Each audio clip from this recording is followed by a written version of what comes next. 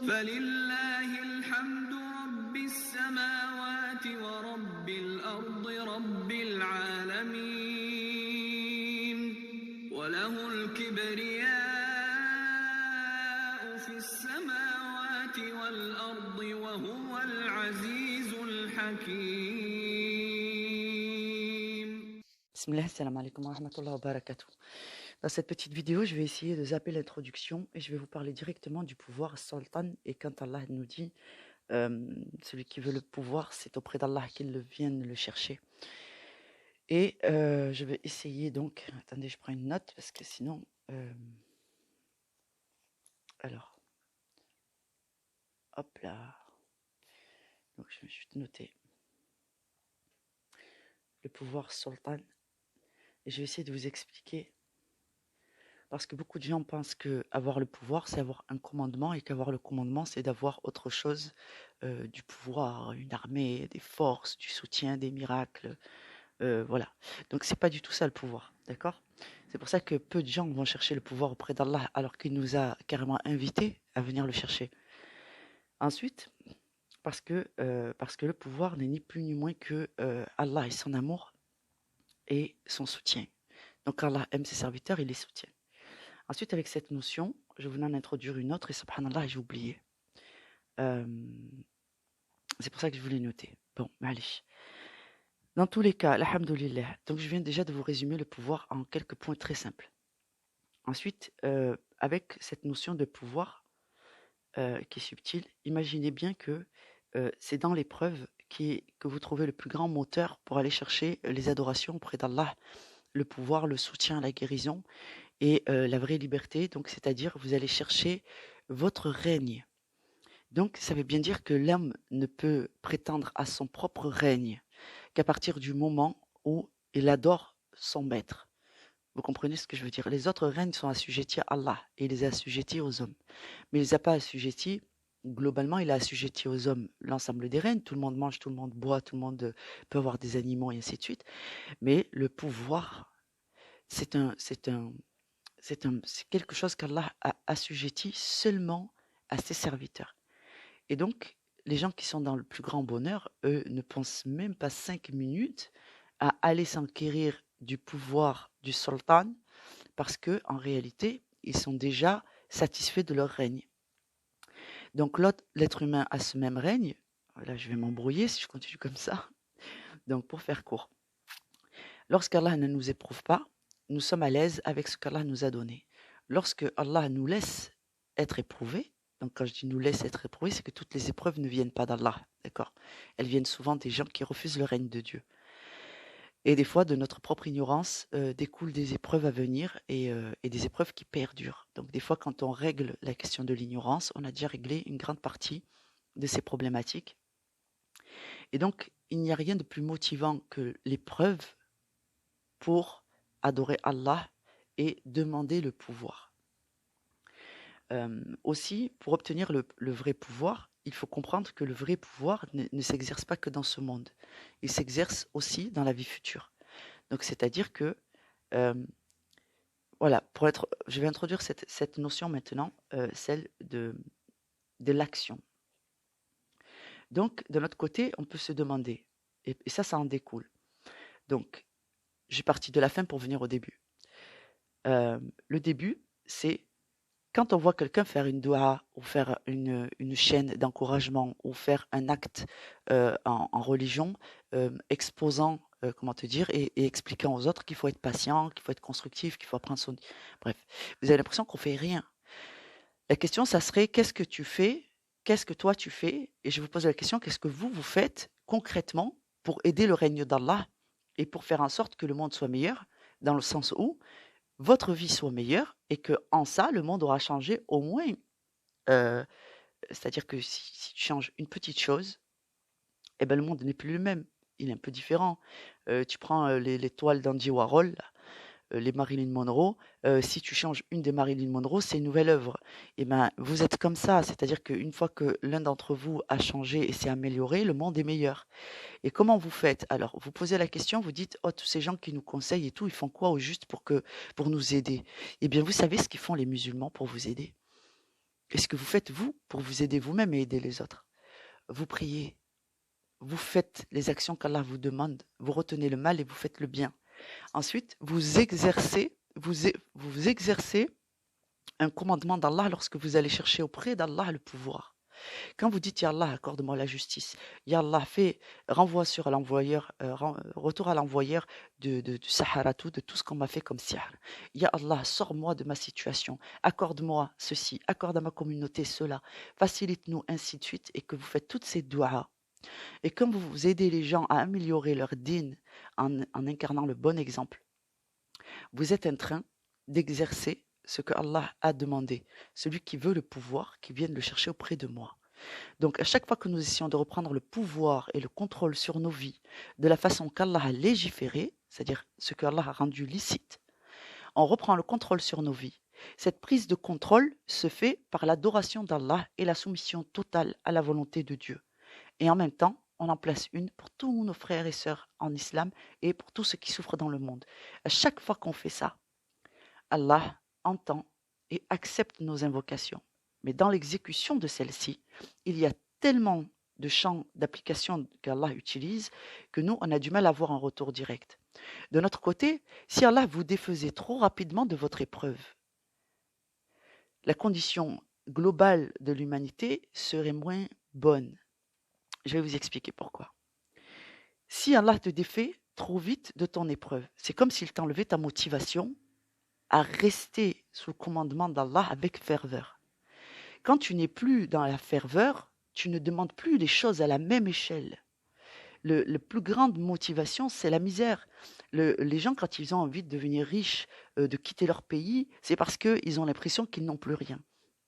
Mais c'est le fait d'avoir le sentiment de n'avoir pas grand-chose qui va te faire nourrir des ambitions extraordinaires. Et quand tu nourris des ambitions extraordinaires, et que dans ton adoration, tu le fais d'une façon extraordinaire, que tu n'aurais pas fait en temps ordinaire, donc, eh bien, là, tu es en train de saisir le pouvoir auprès d'Allah.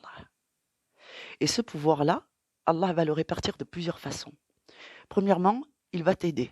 Il va t'aider à garder patience, à garder courage, et il va mettre sur ta route des gens qui vont t'aider à garder cet état d'esprit, mais il ne va pas forcément te sortir tout de suite parce que c'est bénéfique pour toi d'être tant dans l'adoration d'Allah. Il est en train de faire fructifier tes affaires dans ce monde et dans l'autre. La deuxième chose, c'est qu'il va utiliser les invocations que tu as fait, qu'il a acceptées. Il va te proposer quelque chose de meilleur, il ne te le dira pas forcément. Il va négocier pour toi. Il va t'accorder un délai plus long. C'est déjà prévu, mais c'est lui qui connaît la combinaison. Moi, je vous donne juste des exemples afin que vous compreniez. Il va vous faciliter d'une façon pour pouvoir tenir dans l'épreuve et il va vous apporter des améliorations progressives. Le temps que vous consacrez à l'adoration d'Allah, Allah va entendre vos invocations et il va aider. Il va faire la meilleure transaction pour vous. Une part de vos adorations, il va les accepter immédiatement. Et il va aider les gens de la communauté qui eux-mêmes font des invocations et qui sont dans la difficulté. Donc, une part de vos du'as pour la communauté, pour vos parents, pour vos morts, pour vous-même, pour vos enfants, pour vos familles sont acceptés et Allah les met en œuvre. D'accord? Donc, mais ça c'est subtil, c'est à vous de voir, c'est à vous d'apprendre à voir la miséricorde d'Allah. Et ça, c'est juste un exercice de style. Quand on a l'habitude de regarder et d'être focus sur ses malheurs, on ne voit plus les bonheurs. Mais je sais que c'est peut-être violent et vous avez l'impression que moi je n'ai pas eu d'épreuve et je n'ai pas souffert, mais je n'aurais pas cette sagesse si moi-même Allah ne m'avait pas éprouvé de cette façon. Aussi, Allah va t'apporter des améliorations progressives afin que tu ne désespères pas. Mais une grande part de ton investissement et du choix qu'Allah a fait pour toi, c'est il sait que tu as la capacité de supporter cette épreuve et que la transaction qu'il est en train de faire pour toi, de faire fructifier ton adoration, tes actes de dévotion, ta vie, ta mort, la patience, c'est ce qu'Allah aime le plus, je vous l'ai déjà dit, c'est un gage de fidélité et de sincérité. Et donc, c'est ça qu'Allah est en train de faire fructifier. Dis-toi qu'en réalité, la vérité que tu ne peux pas voir immédiatement avec tes yeux, c'est que tu es en train de faire grandir la Ummah. Parce qu'à chaque fois que tu te saisis de ton pouvoir, du pouvoir auprès d'Allah, celui d'être le serviteur de Dieu, qui a accepté le règne de Dieu et qui ne demande qu'à Allah. C'est le Fatiha. Iyyaka na'budu wa iyyaka nasta'in. Allah est en train de faire grandir la Ummah à travers toi. Et aussi subtil que soit Allah, cette vérité, il vous la garantit. Aussi, le vrai pouvoir, c'est ça. Parce que si on oublie que notre part, elle est aussi d'aider la communauté, et que celui qui prie pour lui prie aussi pour la communauté, c'est dans le Fatiha. Donc ça, je vous l'ai déjà dit. C'est au pluriel quand tu dis alors, Bismillah ar-Rahman ar-Rahim. Alhamdulillahi Rabbil Alamin ar-Rahman ar-Rahim Maliki Yawmiddin Iyyaka na'budu wa iyyaka nasta'in. Tu es le seul que nous adorons et le seul dont nous implorons le secours. C'est comme ça qu'on va chercher le pouvoir auprès d'Allah. Donc, on est dans le tawhid. Iyyaka na'budu wa iyyaka nasta'in. Et ensuite, c'est Ihdina al-sirat al-mustaqim. Guide-nous. Et quand c'est nous, c'est pas nous. Moi, je me parle pas de moi à la troisième personne quand je prie, d'accord? Nous, c'est la communauté des croyants. Voilà. De ceux qui font le bien et qui retiennent le mal. Ceux qui craignent la colère ou de perdre l'amour d'Allah, parce qu'il y a deux types de craintes. Hein. Il y a ceux qui craignent de perdre l'amour d'Allah, ils craignent Allah donc. Et il y a ceux qui craignent la colère d'Allah, ils craignent Allah donc. Ces deux façons de craindre Allah sont validées par Allah. Si on peut éprouver dans sa vie les deux, alors on est un peu plus complet. Mais c'est quelque chose qui viendra avec le temps et c'est pour ça, vous passerez par toutes les étapes de ce que les croyants sont censés apprendre de comment on adore Allah. Et tant que vous n'avez pas appris toutes ces étapes, eh bien, il se pourrait que vous restiez plus longtemps dans l'épreuve. Donc, je vous le dis, une part de connaissance peut enlever considérablement une part de l'épreuve. Donc, alhamdoulilah, je sais que c'est un travail qui va être difficile, c'est plus dur parce que c'est comme la psychothérapie en fait. Et dans la psychothérapie, tu vas avoir des hauts, des bas, des émotions, des changements d'état, des chocs psychologiques, ça va réveiller des traumas. C'est se passer dans ce travail à travers l'épreuve, de voir comment on peut s'améliorer, qu'est-ce qui relève de notre responsabilité, qu'est-ce qui est de la responsabilité d'Allah, qu'est-ce qui est de la responsabilité des autres, faire le tri, accepter sa part, mais sa part. Et dans tout ce qui vous arrive, il y a une part qui vous revient, et une part qui revient à Allah, et une part qui revient aux autres. Et savoir faire le tri dans tout ça, subhanallah, accepter ses erreurs, accepter ses défauts, c'est-à-dire j'ai tel défaut, non, c'est pas vrai, je suis pas comme ça. Si, c'est fait. À un moment donné, il faut juste dire, ya Allah, c'est vrai, je suis comme ça. Allah préfère que tu voies ton défaut, que tu l'acceptes, parce que c'est la première étape pour pouvoir apporter une amélioration. Donc, tu apportes une amélioration, mais la vérité, c'est elle qui sera ton guide à travers ton épreuve. Donc, c'est comme ça, c'est à travers ce travail qu'on arrive à se débarrasser d'une grande part de l'épreuve et rester uniquement dans le tawhid sous la gouvernance d'Allah lui-même et d'accepter que nous sommes en train d'aller chercher notre vrai pouvoir de l'humanité en étant serviteur d'Allah, c'est-à-dire en adorant que Dieu, c'est comme ça qu'on se saisit du pouvoir. Alors j'espère que j'ai pas été trop tortueuse.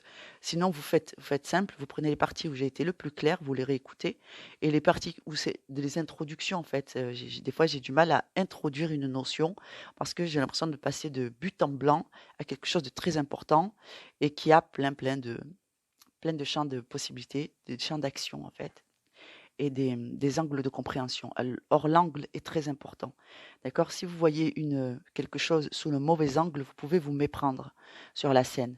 Il faut absolument trouver le bon angle. Le bon angle, c'est pas le mien. D'accord? C'est un peu différent parce que moi j'ai le mien. Je vous explique selon mon angle, selon l'angle que Allah m'a donné, puisque je suis moi, je ne suis pas vous. Et vous, comme votre vie et tout ça est un peu différent de la mienne, votre angle est encore différent du mien. Mais il y a un angle qui ne trompe jamais, jamais, jamais, jamais, jamais, jamais. C'est l'angle de vue d'Allah Azza wa Jal. Et si tu veux savoir si ton angle de vue il est bon, tu peux faire un point A, c'est Allah. Tu peux faire un point B, c'est le prophète Mohammed alayhi salatu wassalam. Si tu veux, tu peux rajouter C, D, E, F, voilà, ce sont les prophètes. Au bout, voilà. Et puis toi, tu vas essayer de regarder et de te mettre ici, sur la ligne, quelque part ici, d'accord? Et si tu es dans la lignée des prophètes, dans la lignée de comprendre leurs exemples, si tu arrives à comprendre comment ils ont œuvré pour Allah et comment ils se sont positionnés malgré leurs épreuves sous l'obéissance d'Allah, alors tu as le bon angle de vue. Voilà ce qu'Allah nous enseigne à travers son livre, mais il nous l'enseigne aussi au quotidien. L'action d'Allah est quotidienne, tout le temps, tout le temps. Et moi, je sais que je me dis, ils vont me voir dans la petite boîte et ils vont se dire, voilà encore une qui, subhanallah, qui pense qu'il suffit de le dire pour que ça soit réglé. Non, j'ai conscience que certains d'entre vous vont recevoir ça avec une forme de violence en se disant, ben, tu vois, c'est pas si simple. Parce que dans la réalité, dans la pratique, déjà, j'ai du mal à voir tout ce que tu dis avec clarté. Dans la pratique, c'est encore tout autre chose. Il y a énormément de difficultés, je vous le dis dans l'épreuve. C'est une psychothérapie, c'est très violent. Et vous allez passer par des moments, des étapes de doute, de colère, et ainsi de suite. Prenez patience. Quand bien même vous êtes en colère, quand vous entendez mes vidéos, dites Alhamdulillah. Vraiment, vraiment, je vous y invite. Dites Alhamdulillah. Là où il y a une colère, il y a quelque chose à soigner. Voilà. Donc, même si vous mettez en colère même si vous avez des pics dans le cœur quand vous écoutez mes vidéos et que vous dites non mais attends, celle-là, c'est à cet endroit-là qu'il y a un manque de douceur pour vous. C'est à cet endroit-là, ceux qui sont en colère sont en train de se faire du tort à eux-mêmes. D'accord? Donc en fait, cet endroit-là, c'est un endroit qui manque de compréhension de la part de vous-même. C'est un endroit où vous fermez la porte. Quand ça vous met en colère, vous claquez la porte. Vous claquez la porte. Et c'est tellement violent qu'ensuite, vous claquez verbalement les gens qui sont en face de vous. Cet endroit-là, c'est un endroit qui mérite d'être regardé avec douceur, avec le regard de OK, je vais pas bien, cette part de moi ne va pas bien, moi je vais bien, cette part de moi ne va pas bien, qu'est-ce qui se passe à cet endroit? Et c'est ça que je vous invite à faire, prenez le temps qu'il vous faut. Voilà, qu'Allah vous facilite, qu'Allah vous accompagne et dans vos épreuves et dans vos réussites. Salam alaikum wa rahmatullahi wa barakatuh. Je vais reprendre un petit peu, c'était trop confus parce que je me suis mal exprimée. Je reprends cette notion de pouvoir qui appartient au vrai règne humain. Je fais juste un petit point parce que c'est un essentiel dans cette vidéo. Je voulais parler de beaucoup de choses et j'ai bâclé cette partie, astaghfirullah, et je me suis un petit peu emmêlé le pinceau. Allah a établi des règnes. Il y en a 5. Il y a le règne d'Allah, sous lequel il y a le règne végétal, le règne animal, le règne minéral et le règne humain. Dans une certaine mesure, tous les humains peuvent profiter des autres règnes, c'est la parole d'Allah, c'est-à-dire tout le monde a le droit d'habiter dans une maison faite en minéraux, d'avoir un jardin, de cultiver un potager, de profiter de la planète, de marcher sur son sol et ainsi de suite. Mais il y a une part très très importante qui distingue les hommes les uns des autres, qui est le pouvoir. D'accord? Le pouvoir, tout le monde n'a pas le pouvoir chez les humains. Donc ils ont une part de pouvoir, c'est celui de profiter de ce que Allah leur a accordé durant l'épreuve. Donc les biens dont Allah les a comblés. Mais il y a un bien tout particulier qui n'est réservé qu'à l'élite, qui fait de vous de vrais hommes et des vraies femmes et qui vous fait toucher à la nature même de votre être, c'est-à-dire votre identité réelle. C'est serviteur d'Allah. Quand vous reconnaissez la vérité, que Allah vous a créé dans le but de l'adorer durant l'épreuve, c'est votre raison principale que vous devez garder toujours en ligne de mire, c'est votre objectif de vie. Parce que sans ça, vous n'aurez pas le pouvoir. D'accord? Donc, le pouvoir qu'Allah propose, Sultan, qui dit celui qui veut le pouvoir, qu'il vienne le chercher auprès de moi, Allah distingue ainsi le bon grain de l'ivraie. D'accord? Donc, quand vous êtes un serviteur d'Allah, vous avez un soutien important de la part de celui qui vous a créé, qui vous garantit d'avoir la victoire sur les peuples infidèles. Point. Quel que soit ce qui se passe dans ce monde, quelle que soit la façon sous laquelle vous allez crouler sous les difficultés, tant que vous restez sous le commandement d'Allah, vous avez quelque chose que les autres n'auront jamais. Tout le monde aura le soutien d'Allah pendant l'épreuve, parce que sinon, notre espèce aurait été décimée par tout un tas de fléaux. Donc c'est un soutien minimum pour que l'épreuve puisse se dérouler.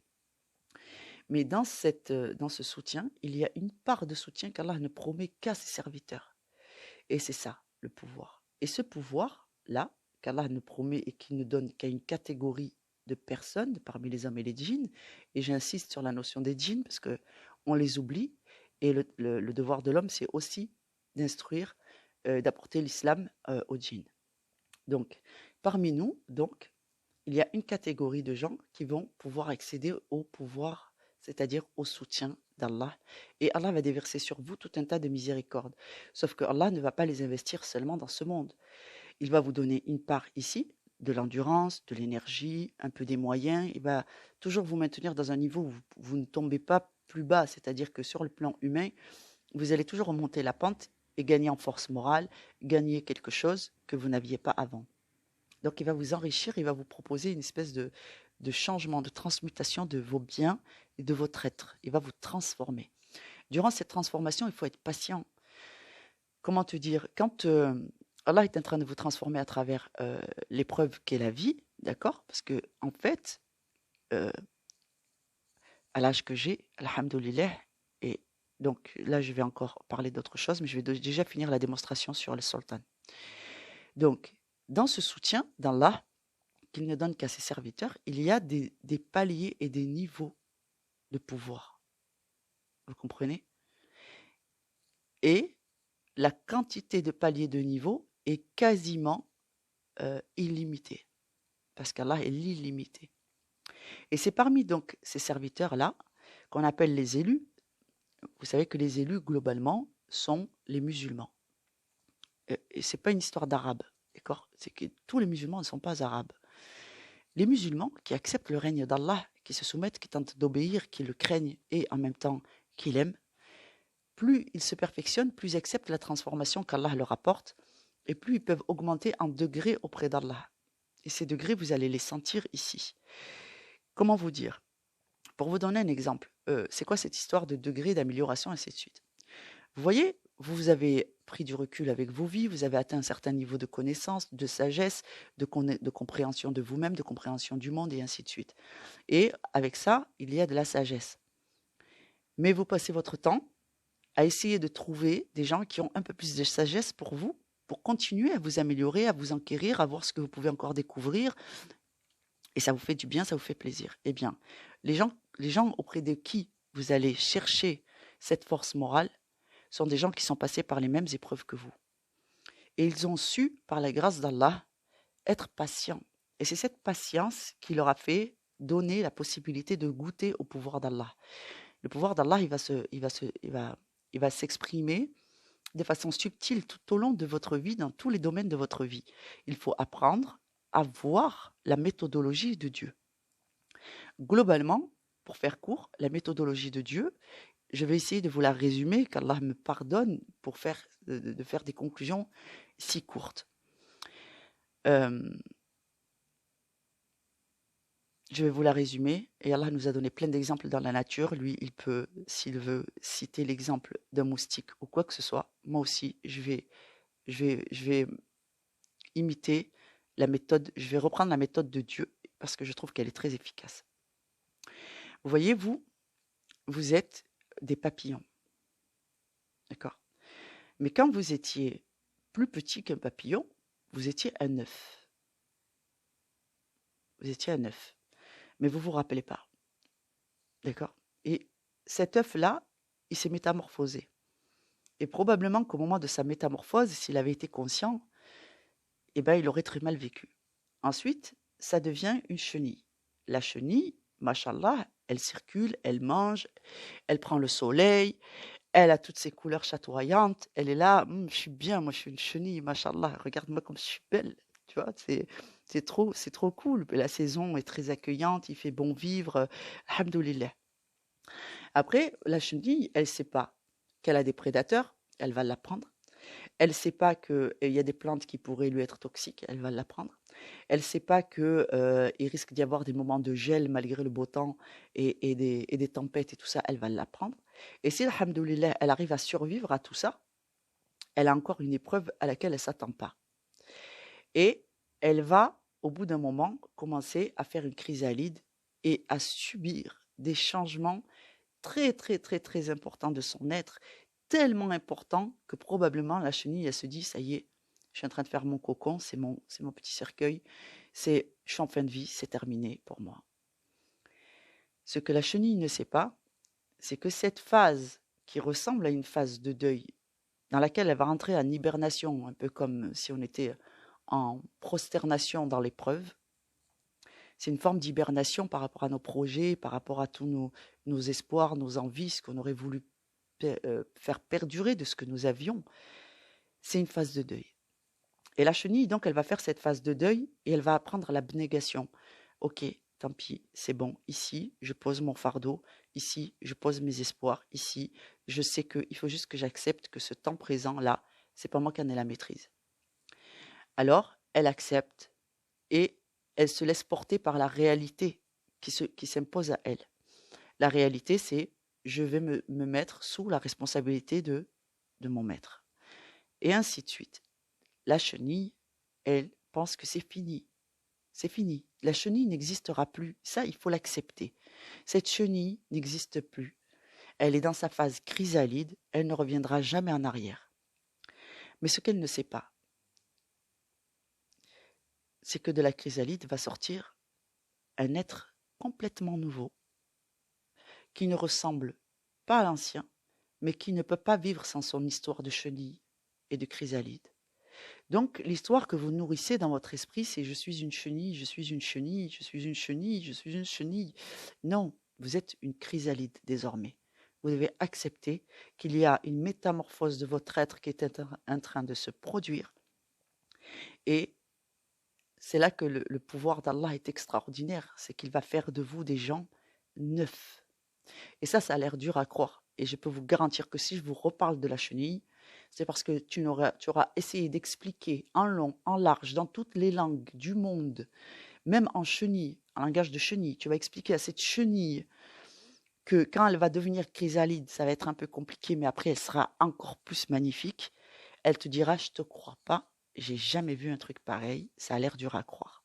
Et cette chenille sera dans le déni de ce qu'on va lui dire. Ensuite, quand elle viendra à sa phase de chrysalide, elle dira, c'est pas possible, j'aurais jamais cru que faire le deuil de ce que j'étais et de pas savoir ce que je vais devenir, ça puisse être aussi douloureux. Et tu peux la prévenir.